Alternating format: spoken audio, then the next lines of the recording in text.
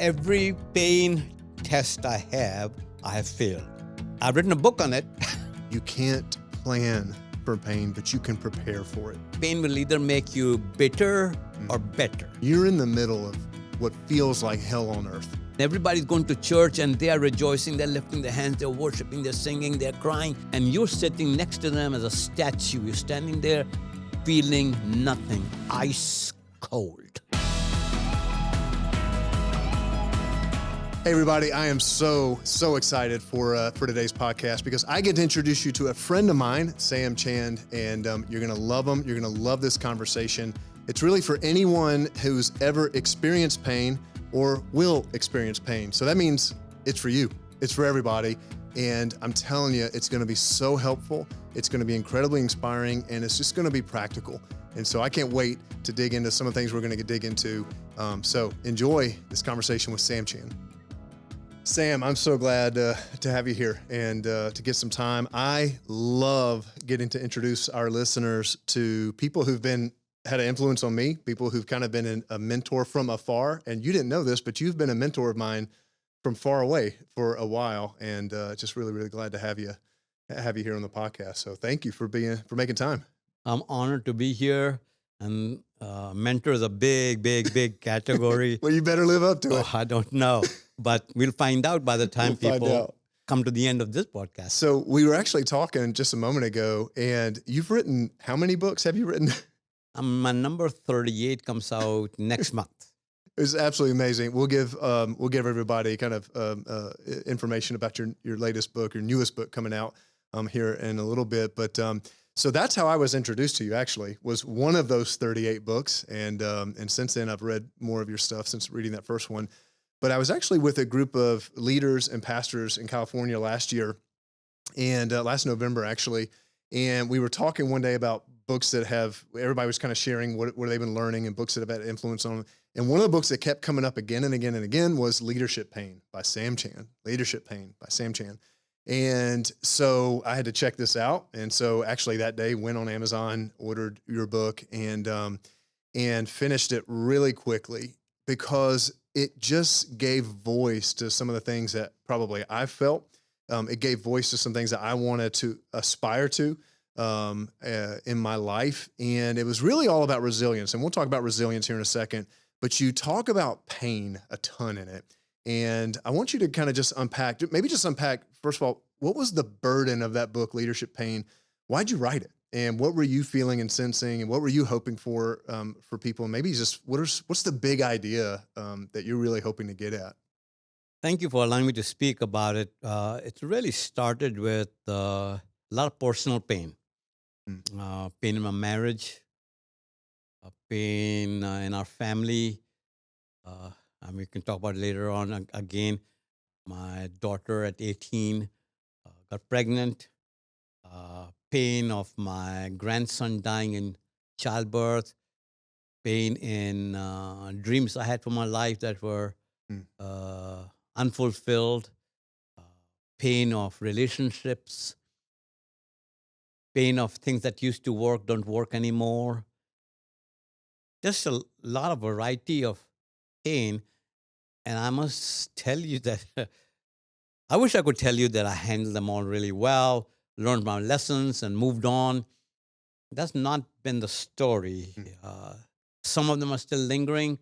We're still working through the pain. But what motivated me to write the book was because of the work that I do. I work with organizations and leaderships in organizations.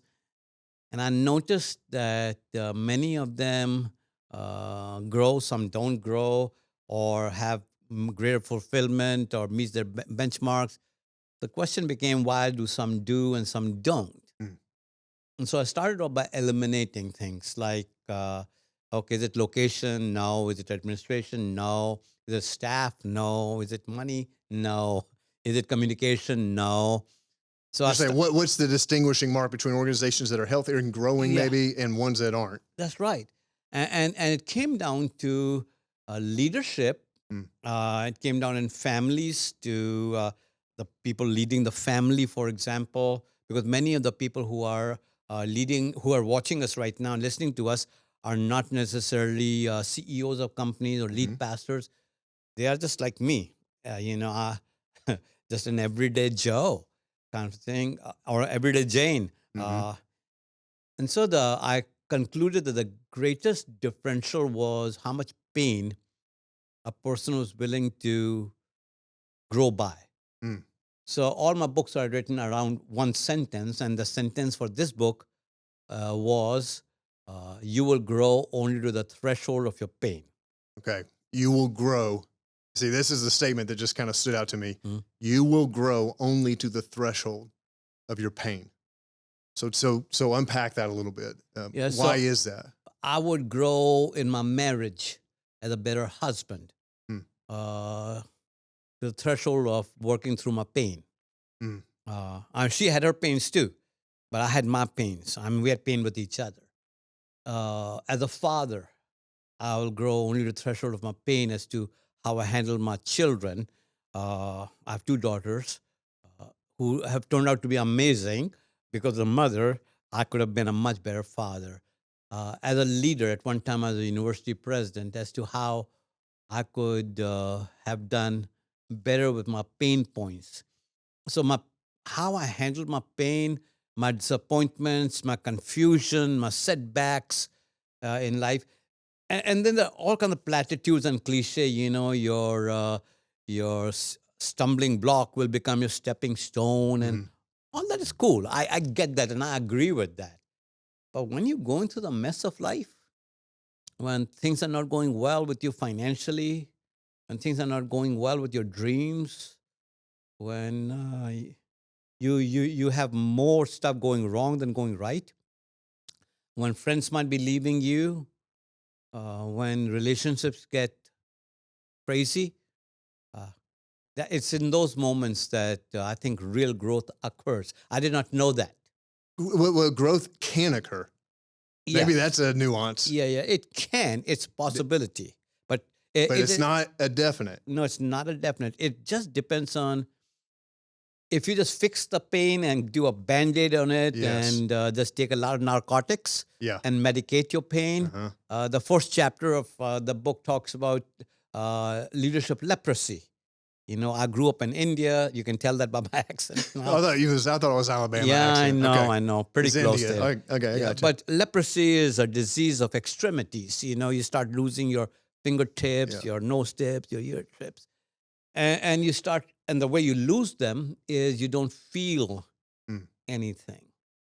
A lot of diabetics Mm. lose feeling, and I have friends who lost toes and feet because of diabetes. So all that to say is we end up numbing our pain, and I want to tell you, pain is a friend. Uh, if Mm. if you put your hand on a hot stove Mm. and you couldn't feel the pain, you'd be in trouble. But because of pain, you jerk back. Something hits your eye, you immediately reflect. Somebody pokes you, you pull back from that. So pain is a friend if it is leveraged and viewed like that. This is why I wanted to have this conversation with you, because one of the I just feel such a burden for people that we help them, for our listeners, for my friends, for my family in my life, that we help each other know how to be people who can face pain well, because it's coming. In fact, I think you and I were talking about this in another setting probably an hour or two ago, just about the inevitabilities of life. There are certain things that are just inevitable with life, and we should prepare ourselves to face those things. And one of the inevitabilities of life is pain. Like, none of us are going to escape it. I actually love what Jesus said. I think it was in John 16:33 when he says, in this world, you will face trouble. This is a no-brainer on this one. Jesus promised we're going to face trouble.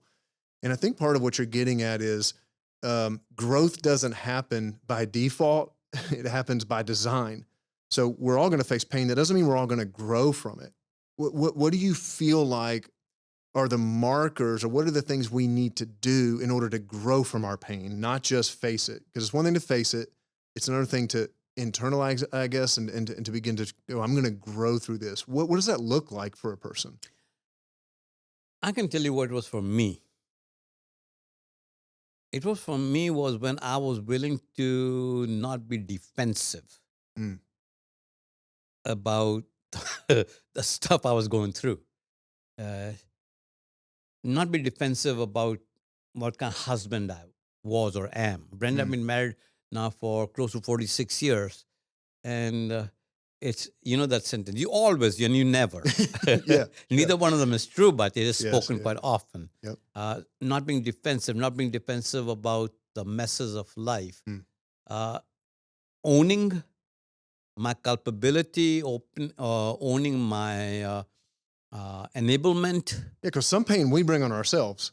a lot of it. A lot of pain we bring on Yeah, a ourselves. lot of it. So, but we don't want to admit to that. Yeah. So pain, you know, the old cliche is right when it says pain will either make you bitter Mm. or better. Mhm. And bitterness comes from not assuming responsibility for it. Because the only way I can grow is if I take responsibility for myself. Because self growth is the hardest growth there is. But that comes from self awareness. Unless you're self aware that there's this painful stuff going on in your life. Uh, Early on in our marriage, I was aware, but it was all her. You Right. know, uh, everything that was going wrong was if she would just. Yeah. I'm doing all I can do. I can't work any harder. You know, I'm just going, and you're home, and Mhm. it's transcending all of that. And I think that comes from life maturity. Uh, it also comes to a place where you hit a wall and it knocks the wind out of you. Mhm. You just have to look up and say, okay. There's no right or left turn to it. It's an inflection point in your life. So pain is uh, the price for promotion is pain. Promotion meaning whatever upward mobility is happening, a Mm. better father, a better husband, a Mm. better business person, a better pastor, whatever that promotion Mm. means. But the price for promotion is pain. Everybody, here's the thing, every Bible character you read is a pain story. Yeah. You can pick it up from the Garden of Eden. And we preach that, but it's hard to practice that, right? Mhm. I mean, we preach those stories of the lepers and the woman at the well Mm. and the woman who touched the hem of his garment. We preach about Daniel and we preach about Joseph and we preach Moses about with the David and stutter Moses. and the yeah, Yeah, yeah, yeah, and so we preach about all their pain and how they. That's that's the Bible, yeah, uh, and it's we look at their pain, but when they were going through it, it was very difficult for them to see it, yeah. and we see how God never really delivers us from our pain. He grows us through our pain because that is his purpose in our life. His purpose is to grow us. Yeah. And I think the methodology that he uses kind of messed up. The methodology that he uses is brings pain into our life or allows us to go through painful times. You just reminded me of I just read a story recently. I think it was back in the late 80s. Uh, they did this experiment. They called it the Biodome 2, I think, and they essentially created, I think this might have been in the desert, where they created a plastic bubble, a dome, and wanted to see could they create fully sustainable, life-giving ecosystem in the middle of the desert in this biodome. So they plant trees, they bring in water. People were living in there actually. I think it was like a years long experiment. And what they found is these trees grew up, right, that were growing in there, but they all started falling over. And they began to ask why, before reaching full maturity, why are all these trees, everything else is going great in the biodome, but all these trees are falling over before reaching full maturity. And what they realized was they're because there's no wind in the biodome. Mm, It was the wind. no resistance, There huh? was no resistance. Mm. And I feel like that's so much of what you're getting at is that deep roots only come on the other side of resistance, pain. If I mean, we're using the word pain, but resistance in life. And that's true if you go to the gym. Yes. It's all about resistance, right? Yeah. So in a couple of months, I'll be 72. A few years ago, I had a heart attack. Mm. You know, so I have 4 stents right now. But every day I get on that rower. I got a rower downstairs, a Mm-hmm. beautiful thing, and I get on it. And what is a rowing machine? It's all about resistance, right? Mm-hmm. Uh, and the more I do, the greater the resistance, and everything inside me says, "Why do you want to go through that?" But it's resistance that makes my heart Stronger. stronger, gives the ticker a little bit more life, Yeah. and the blood flow and the heart rate, and so on and so forth. But there's nothing within us that finds resistance. What's the word? Attractive. Yeah. None of us are looking for pain, and yet that's God's methodology. Is a classroom for Well, growth. so we aren't looking for it. I agree. And yet this is what's so counterintuitive about the gospel. I feel of Jesus and even the New Testament writings. And I think about that one in James. I think it's in James chapter 1 where it says, "Consider it joy when you endure trials of any kind." Um, actually, consider it pure joy. So it's not even joy. It's like straight, 100 proof, whatever. Joy when you face and endure trials of any kind. What do you make of that? And that seems like an incredibly high bar that the New Testament is setting there. That feels very counterintuitive.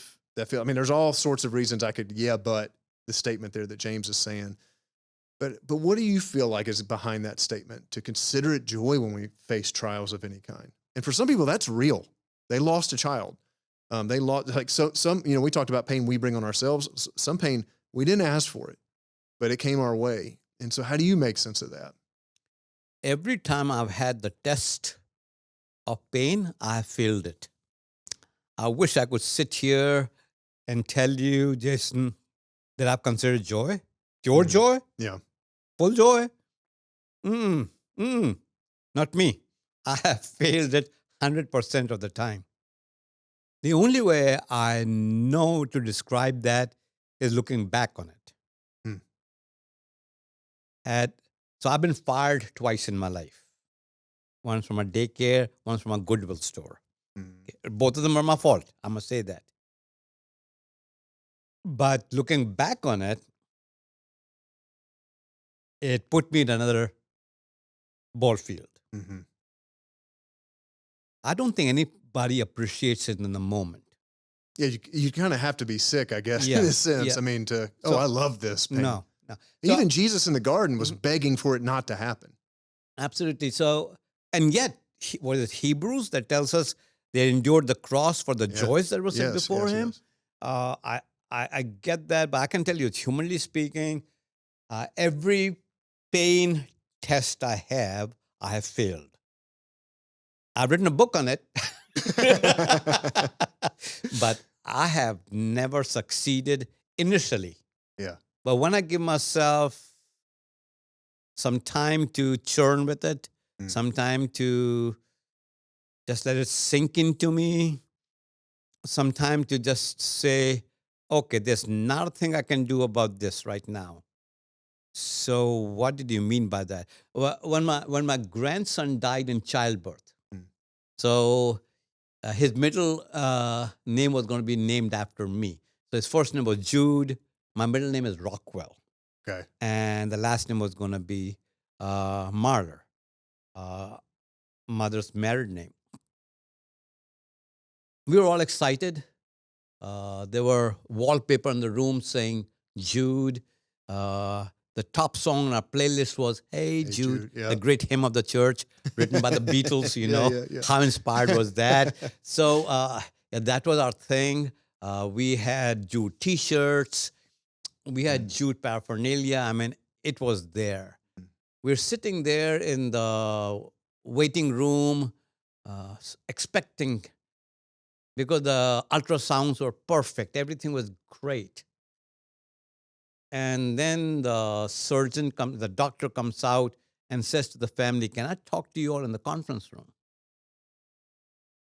I remember Brenda and I holding hands at that time, and she digging her nails into my hand. We knew that they never call you in until something's wrong. We got into the conference room, and the doctor says to us, we have saved the daughter's life, Rachel's life, but we were not able to save his life. It was a moment that none of us saw coming. And there was no way to find joy in it, let alone pure joy. It was sadistic, God. Did I do something you're punishing my daughter for? Where did we mess up? What went wrong? So, fast forward, months went by. We're sitting at our kitchen table, the whole family. And the conversation now is, so Jude is done. He's dead. It's the hardest funeral I spoke I at. can't imagine. It was just one of those things. And we came to a conclusion he never breathed on this planet, but his life must count for something. So, we could do this, we could do that. And then we came up with the thought, why don't we start a Jude Rockwell school in my hometown in India? So that's been going for about 11 years now. There are about 300 kids in it. It's K through 6. It's great education, but it's Jude Rockwell Academy. So now I look back, hundreds of students have gone through there. I see the joy now vicariously in their face. Sam, But not eh, at that moment. Yeah, I actually love that you're saying this because I think sometimes we read a passage like James and we go, it must be now. I've got to, and you're in the middle of what feels like hell on earth. Totally. And then you start feeling guilty that you even feel this way because I'm supposed to consider it joy. You used a word a moment ago I want to come back to because I love this word. It's something you and I were talking about earlier. You used the word churn. You said I was in a churn. And what you and I were discussing earlier is when we're in the middle of pain, we want the change. We want out of it. And sometimes when we're walking with people who are in pain, we want to change it for them. And we don't give the space for the churn to happen.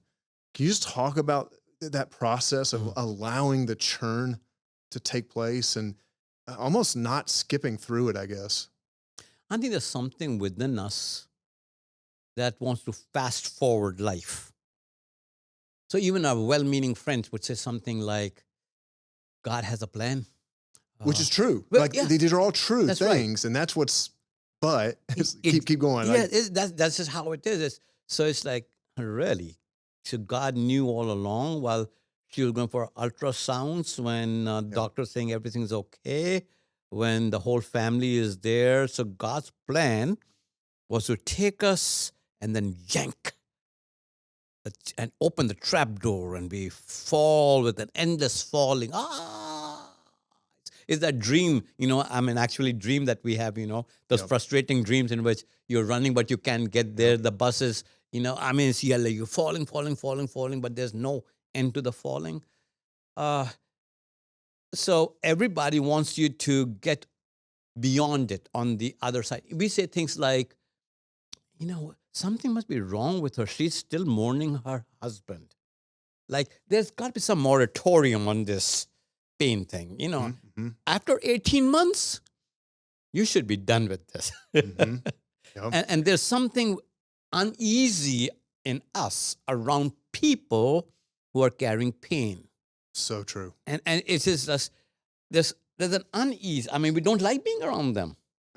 In their churn. In their churn. When they're churning. And they're working it out. That's what churn means. Churn means I don't know that, and I don't know what I don't know, and I can't even script how this should work itself out. And yet, you said something earlier. I want to say again. We start feeling guilty about feeling guilty, and we start feeling guilty about not trusting God, and how. Don't you know Job? He lost everything and he said, but I will still worship him. But The Bible is like black ink on white paper, and heaven is like brass. And my prayers are not going anywhere. I go to church, I go through the motions, but I have no joy. I see everybody else feeling that. You wrote about that in your book. By the way, a great book. You will not plug it, but I just read it yesterday. It's called No Easy Jesus. So if you're listening to me, yeah, go on Amazon. It's still there. Came out in 2017, published by Tyndale, a great publishing house. No Easy Jesus, in which you talk about a friend who stopped serving the Lord. And you asked him, why do you not go to church? And he tells you about he can't smell. So everybody talks about the pie being baked, and he cannot smell that anymore. And everybody's going to church, and they are rejoicing. They're lifting their hands. They're worshiping. They're singing. They're crying. They're going through all the stuff. And you're sitting next to them as a statue. You're standing there, feeling nothing, ice cold. And that's what happens when you're churning. And churning is not high heat all of a sudden. Churning is just a little bit of warmth, a little something funny that you smiled at. Just a glimmer Just of a life. little, A sign. Yeah. That little sarcastic thing came out again. Yeah. That you cut somebody in a good way. Yeah. You watched that movie, and you felt it. Your feelings start coming back slowly. But to say that you should be over that by now is such a disservice to the churn, because we want them to change, and we are uncomfortable with their churning. It's really about us. It really is. I mean, It's a very at the end of selfish thing. Yeah. So churn is about saying, I don't know, I don't understand, don't have a clue, don't have a plan. Yeah. But let me just kind of live in the moment. I would imagine, Sam, that's incredibly encouraging for somebody listening right now who's in the churn and has felt guilty, like they should be past the churn and into the change now. And I think part of what you're doing is giving permission to say, it's okay to live in the churn. These things are not linear. They're not black and white. They don't happen A, B, C, D, E. You were talking about for some, I mean, you described immense pain of loss that you personally experienced. And these things don't just change overnight. It's okay to be in the churn. But let me talk about from the person walking beside, because we got a lot of people who are walking with others in their life. They're in churn right now, and we're concerned too. So I think some of it is very selfish, and it's like, we're past this and you should be. And sometimes we're trying to get them to move past it because we're scared. So, how do you help someone when they're in churn, when they're going through pain, and we want them to grow from it? We want them to, and we don't want to fast track it to just change, get past it, but we also don't want them to stay there. How do you walk with somebody? What are some of the principles you would be, or maybe some of the ideas you'd be having in mind, walking with someone through pain? Almost all pain is about loss. Loss of a job, loss of a spouse, loss of a marriage, A dream. a loss of a dream, loss financially, loss of a friend who went rogue on you, whatever that might be. Almost all pain is about some kind of loss. And I can tell you, for Sam, the greatest help has been mere presence of somebody else. My friend Cecil Murphy, maybe 30 years ago, wrote a book called When in Doubt, Hug 'Em. The power of presence. Not words, not even deeds, even though they're both very important, just being there. So when someone's going through loss, do you have the bandwidth just to sit in the room for 2 hours and not say anything? Power of presence. And that being present with somebody is the warmest hug you can give them. Because when in the deepest of losses and the deepest of pain, there aren't really no words, right? I mean, our What am I vocabulary going to fails tell us. you when you lose your like, Yeah, what am I really, truly going to tell you when you lose your grandson that's right. that's Uh, going to help? and when someone says, I can only imagine, no, you can't. Yeah. Yeah. Yeah, your imagination is going to fail you. Uh, I think I know what you're going through. No, you're not. Because everyone's pain is different. So, how are you present? Just there. Uh, think about this way. Uh, you got two kids. I've raised two young ladies now. So you're at home. It is dark. It's night, and there's thunder and lightning, and claps of thunder, and you hear the pitter patter down the hall, and the kids jump into bed with you. They are shaking, but you're shaking too. But they are shaking, right? So they are shaking, and we as parents say to them, "Don't worry, I'm here." Well, hope to do. Like That lightning's out yeah, there. yeah, Yeah. I'm here. And your kids, because of your presence, curl up and go back to sleep while you're still shaking. Yeah. Yeah. But they curl up and go to sleep. What happened there? It was not your words, Mm. it was your presence. And I think once we start exercising the power of presence, uh, you become a safe place, not an easy believism, not in band-aids, not in platitudes, Mm. but just being there. And I think that's such a beautiful vision for what the church should be and can be for each other, Mm-hmm. because that is compelling and attractive, what you just described, Mm. to be a part of a community like that. That's, and I want to tell you, on a personal level, it's hard to find those people Hmm. because we all want to fix it for somebody. Well, no, we really want to fix it for somebody so I can feel more comfortable. Oh, I can move on. Yeah, I can move Yeah. on. Yeah. But just being there, we had friends in our life who were just there. Uh, they said very little, but they were just there. And I think that is something we all can practice, is the power of presence. And the more present you are, the more powerful you are.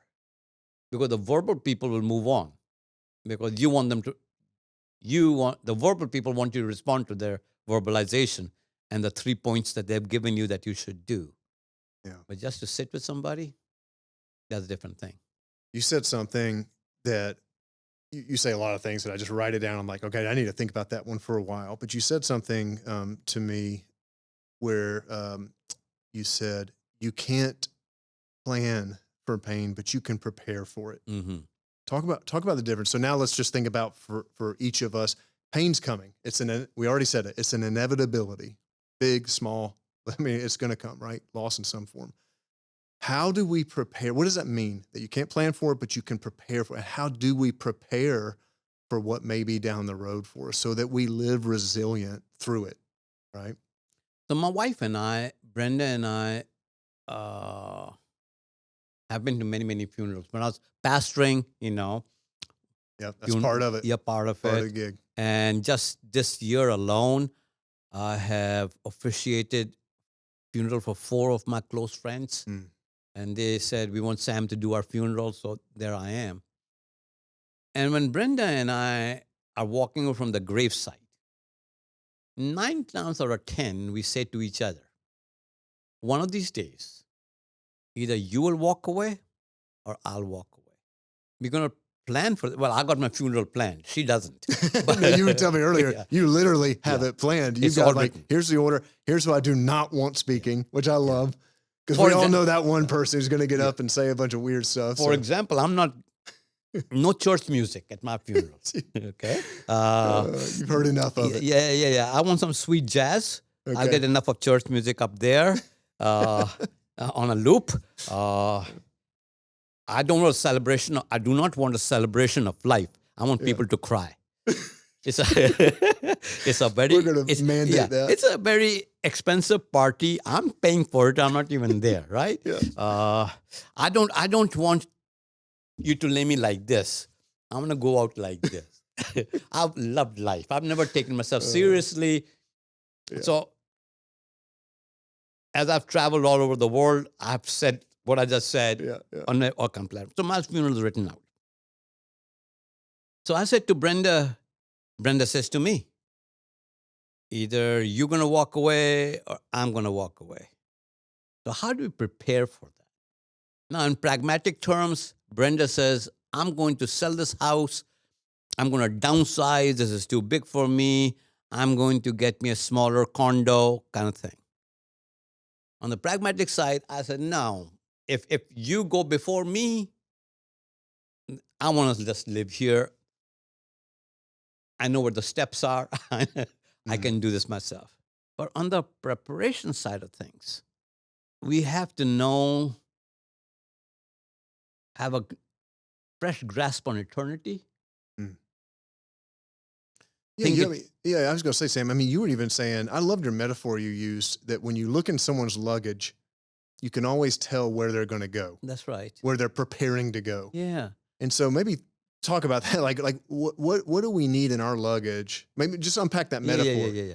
So if I was to run into you in an airport and you got your roller board, your carry-on, and you happen to unzip it, and I see flip-flops and shorts and sandals and tank tops, I don't know exactly where you're going, but I know you're going somewhere warm. Mm-hmm. On the other hand, you unzip your carry-on, and in there is a hat and warmers and long johns and gloves. I don't know exactly where you're going, but you're going somewhere cold. So we never pack for where we've been. We never pack for where we are. We pack for where we are going.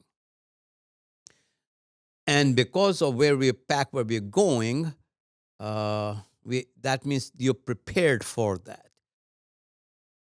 So how do you prepare for the inevitabilities of life? Yeah. How do you prepare for death in the family?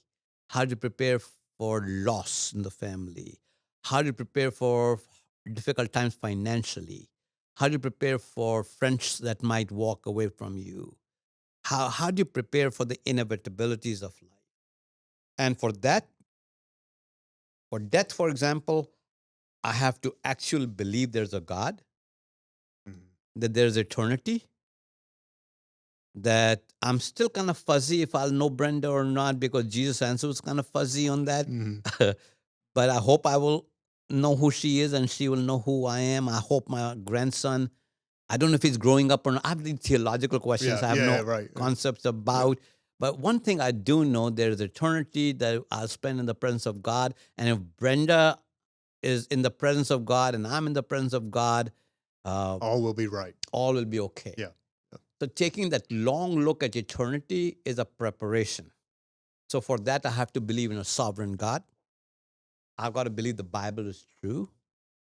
I've got to believe that once I accepted Jesus Christ as Lord and Savior in my life, and I've lived the life that He's asked me to live, that eternity will be sweeter than anything I can ever imagine. So it's more of a heart preparation for the hardest parts of life. Prepare now. I think this is what you're trying to get at. You can't plan for whatever pain's coming your way next week or a month from now, but you can prepare now. Yeah. Part of that is getting yourself in the Word of God to know who He says He is, grounding yourself in the sovereignty of God. Talk about relationships. I think that's another thing. You're just like, you would put that in your bag. If you were preparing for pain, you'd have, the way you frame it, I think, is pain partners. Pain partners. Talk about pain partners. So pain partners are people who don't give you easy advice, who don't give platitudes, who don't try to wrap it up with, let me pray with you. Mm-hmm. Nothing wrong with that. I'm all for prayer. I don't want anyone to misunderstand me. I'm a praying guy. I like to pray and I love to pray. But a lot of times when we feel that uneasiness and we don't know where to go, we think, let me tie a ribbon on this conversation. That's our way of getting out of difficult conversations sometimes. It's like, There's a pastor hack for you. Yeah, I don't know what to say. Let's pray. So pain partners are people who can sit with you in your pain, who can churn with you. They'll churn with you. Who will not judge you, but are not afraid of bringing daylight to whatever you're Speak going truth. through. Yeah, who will speak truth. Yeah. And yet, I describe them as people who will hug me and slap me at the same time, Yeah, simultaneously, yeah. who will tell me what a jerk I am, and who will tell me they love me at the same time, who will not try to rescue me from the consequences of my foolishness, but who will be there on the other side of the spectrum. Pain partners. And in my life, I know hundreds of thousands of people all over the world, but I have 5 pain partners Mm. with who I can trust with anything. I can be embarrassed with them, but not ashamed with them. That's good. I can be embarrassed that I'm messed up, but I will not be ashamed to tell them that I'm messed up. No fear, no pressure. Mm. Lifelong lifers who will not discard me. So they need to be in your carry-on Yeah. when you're going through those times in your life, who will not try to fix it for you, but walk it out with you, who will not try to change it, who will churn with you. So yeah, I think there are inevitabilities of life. Everybody listening to me has had loss, has had pain, is having loss, is having pain, will have loss, will have pain. So it's not like I'm surprised by this. We live in a fallen world, and thistles and thorns are around us, and we have to Prepare for that. prepare for that, you Yep. know. And I think you got the so there are 2 aspects of preparation. There's a third one and a fourth one, but the 2 aspects of preparation are preparing spiritually Mm. and preparing relationally. This is good. So what you're saying is you want to be prepared for the pain that's coming your way. Jesus said, in this world you will have trouble. You need to go, what's in my bag? Mm-hmm. It's not here yet, but I'm going to prepare what's in my bag spiritually Spiritually, and what's in my bag relationally. that's right. It's good. So spiritual is vertical, Yep. relational is horizontal. If I have Mm. them, I'll be okay. And under relational comes the pain partners. Yeah. And the fourth one is money. Talk about that. Yeah, you got to have your finances in place. Because when you don't have I'm talking about personal finances, Yeah. not church finances. Because a lot of pastors are Not listening business to us finance, right now. not organization. Yeah. Yeah. Church finances will come and go. During pain times, you need extra cash. Well, let me just back up real quick because you said, this is interesting. Now, this is for our married people probably listening, but I think you can apply this principle to single people as well if you're listening. You've actually told me that the 2 questions now that you ask, there's only 2 questions you ask now to determine whether or not someone's doing all right, is healthy. What's the order you're asking? Marriage. How's your marriage? How's your money? How's your You're marriage? like, Have if money? I know the answer to those 2 questions, I can tell you whether or not you're healthy. If you're single, replace marriage with the most important relationship. What's the condition of the most important relationships in your life right now? Your closest circles Yeah. will define you. So if you're unmarried, What's the state of those relationships? state of those relationships. So how's your marriage? How's your money? In that order. Why is that order important? If my marriage is strong and my money is funny, I'll be okay. Yeah. I'm Brenda, and I remember when we were pastoring a church in Michigan. Rachel was born in 1980, and the church, it was a small rural country church with about 60, 65 people. They couldn't pay me enough. I was making $125 a week before taxes. So Brenda and I went to apply for food stamps. Mhm. We got turned down because we made $22 too much. Literally. That's another story because our caseworker, get assigned a caseworker, Yeah. ended up being a member of our church. Oh, wow. Wow. Yeah. Talk about awkward. That was typically awkward for us. But all that to say is, but a marriage. You were good. Your Mhm. marriage was okay. So Yeah. money, hey, listen, tortillas and beans and onions and water, we're good. Yeah. Yeah. But if your marriage is going through a tough time, you got to remind yourself that all the money in the world, listen, Rich people divorce Yeah. Yeah. as often, Yeah. and I'm not going to take any names right now, but uh, if Yep. you're reading any kind of a rag, you know that money does not keep your marriage together. But it's the I had a sidetrack here. In seminary, I had a professor by the name of Larry Crabb. Mm-hmm. Larry Crabb has gone on to be with Jesus. And Larry Crabb said this, and at that time it made no sense to me, but the longer I'm married, the more sense it means to me. He says, he said, love does not sustain the marriage. Marriage sustains the love. Mm. Is the institution, The commitment, the commitment, the covenant. the Yeah. covenant. That's right. So all that to say that marriage, how's your money? If you'll take care of those two things, invest in both of them, take care of both of them, you'll be okay. You'll still have difficult days, Yeah. The pain will come. but pain will come. Yeah. But But you're preparing for that's it right. by strengthening those two. The most important institution that God created was the family Mm. in the Garden of Eden, and the second He created the church in Acts chapter 2. Only two. They're both relationally built. So all that to say, how's your marriage? How's your money? If those two are good, you'll be all right. Storms will still come, but that's building on the rock. Yeah. You'll be okay. If those are funny, you're in trouble. Because you can have a good marriage, bad money, not good money, you'll be okay. Mm. But if you have a bad marriage and great money, it just is a toxic mixture, going to take you down the wrong way because now you have money so you can Options. you can intoxicate your Yeah. pain. Yeah. Mhm. And it's funny because sometimes Christians get weird talking about money because I think it has been that conversation's probably been hijacked at times by Christians using it in the name of getting wealthy on their. I mean, I don't know. Everybody has their own probably version of like the late night TV preacher, or whatever. So sometimes Christians, and yet when you read the Bible, you cannot escape. The scriptures talk a ton about how we handle our money.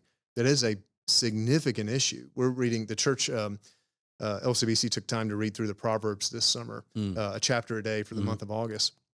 And you can't read the book of Proverbs without coming to the undeniable conclusion that God says it is a matter of spiritual maturity and wisdom in taking care of your money and how you deal with your money. And so it makes sense. And Proverbs also defines how much is enough money. Mm. So people who don't know they're enough Yeah. are always going to be clawing and scratching and making that their importance. So Proverbs says this: don't make me poor that I'll go and steal. Mm. Don't make me so wealthy that I don't need you and deny you. Give me enough so I can be okay. And so I think everybody listening to us, I had this conversation with our family years ago, and it took a while to come to what is enough for us. And so we actually decided Mm. this is enough. Do I want to make more? Yes, of course I want to make more. But if I don't, I'm still okay because we had our enough in Mm. place. I'm not chasing this invisible, Never ending. never Yeah. ending quest. It is enough. Yeah. And I think it is once you know that about your money. So we're not talking about wealth. Mm-hmm. We're not talking about riches. We're talking about enough so that you can live a life of trusting God. Like Proverbs says, don't make me poor. Yeah. Don't make me wealthy. Just enough. Sam, I incredibly grateful for all that you've shared, and in particular, just even some of your personal. It's funny because sometimes you read what these authors, they put out there, and then you get to talk to them and people who are influencing and leading like you, and you realize it's not just ideas and it's not theory, it's real. And so you've had to navigate pain and figure out how to be resilient and what that looks like for you. So just thank you for sharing some of that. So let's just kind of come back to the big idea again, the idea that really grabbed hold of my heart when I first came across it, and then I want our listeners, I just wanted to grab hold of theirs as well, which is you cannot grow past the threshold of your pain at the end of the day. And so we want to expand our capacity to step into it because it's coming, and we may not be able to plan for it. You don't know what's coming tomorrow, but we can prepare for it now by looking at what we're putting in our bag, so to speak. I love that metaphor you gave us. The people we're surrounding, pain partners that we're surrounding ourselves with, digging into God's word to stand on that now for when it comes later, figuring out our most important relationships and our money and being prepared in that sense. So I want to give you the final word, though. We've got people listening who, some of them, they're preparing for it, don't know when it's coming. Some of them are in the middle of some pain right now, and maybe just give you the final word to just encourage. And what would you leave us with as we want to be people who can grow? We want to grow on the other side of pain. I'm no authority on pain. All I know is I've had a lot of pain, and I know there's pain ahead as well. So I want our listeners, our watchers to get one simple thought, and that is God's classroom for growth is pain. Mm. Every character in the Bible, including his only begotten Son, Jesus Christ, went through pain. Apostle Paul talks about pain a lot. Peter, Old Testament, be it Daniel, be it Joseph, we tell their stories as if they're some kind of point of departure. But you will not find a single character in the Bible who didn't have pain. Be it Jacob, be it Leah, be it Rachel, be it Esther, be it Mordecai. Then, you pick up anybody, they all went through pain. Jeremiah is hanging by the temple. All on and goes. So it's pain. Every character went through that. So we are not absolved from that. We live in a fallen world. However, when you look at them, also see that God was at work. And wish God had other tools to work maturity in us. But I think maturity is when I was a kid and I stubbed my finger, I would howl and wail. It will be the biggest thing. And my mother would kiss the ouchie and all those things. But now, if I act that way now at almost 72, you say he had not grown. But I've had the same finger that got stubbed over time. And now if I was to start throwing a temper tantrum like that, you say, he never grew up. He never matured. And I meet people, you meet people, especially the pastor. You meet people, you want to say, I know, I understand what you're going through, but that's a little, you just overreact. Stubbed your finger. So I would say to everybody that you are not where you used to be. Think about your life. You actually have made progress. You're not where you used to be. And you're not where you will be. But where you will be is being guided by God, and God's going to bring things in your life that will force you to grow. So you will grow only to the threshold of your pain. And my prayer is that in the middle of the pain, you'll not go AWOL, you'll not go stupid, you'll not go MIA, missing in action, but you will trust Him who has brought you thus far through your previous pains, who will see you through this as well. I love it. Thank you, Sam. Your work has been such an inspiration to me. And again, I'm just so grateful to get to introduce you to our listeners. Thank you for everything.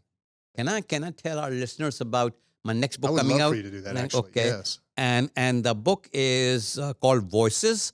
You can get the book and there's no price on it. Pay whatever you want to. $0, $10, $20, $30, whatever you want to pay. Make up for those who get a $0 because this is international kind of thing. So let me give you a website to go to. And we'll put this in the link as well that people can go to. It's called voicesbookoffer.com. Good. Voicesbookoffer.com. And you can read about how voices have brought you here. Voices will take you further. Voices will stagnate you. Voices will grow you. So yeah, voicesbookoffer.com. Thank you so much, Jason, Absolutely. for this opportunity. Absolutely. Thank you.